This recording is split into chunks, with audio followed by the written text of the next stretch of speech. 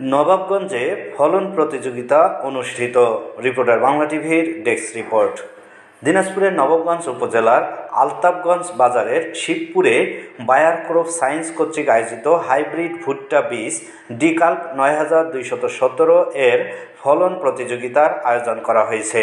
রবিবার 18 মে বিকেলে উপজেলার শিবপুর বাজারে এ প্রতিযোগিতার আয়োজন করা হয়। এ সময় প্রতিযোগিতায় অংশগ্রহণ করেন বিভিন্ন এলাকার ডিকাল্প 9217 এর আবাদকৃত চাষিরা। তারা তাদের জমি থেকে সংগ্রহকৃত ভুট্টার মোচা নিয়ে শতাধিক কৃষক অংশগ্রহণ করেন। এ সময় উপস্থিত ছিলেন বায়ার ক্রপ সায়েন্স এর marketing development manager Mazharul Kawsar, customer connect manager seed Sanjit Chandra Sarkar, customer connect manager Rabeya Khatun, অফিসারগণ, উপসহকারী central stockist Mominul Islam, retailer Parvez Islam সহ অন্যান্যরা।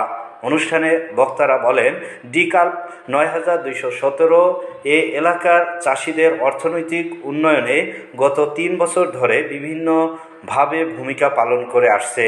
9217 জাতের ভুট্টা ঝড় বাতাসেও দাঁড়িয়ে থাকার সক্ষমতা অনেক বেশি, ফলন সর্বাধিক, গাছের পাতা ও মোচা রোগ প্রতিরোধী। অনুষ্ঠানে 10 জন কৃষককে পুরস্কৃত করা হয়েছে।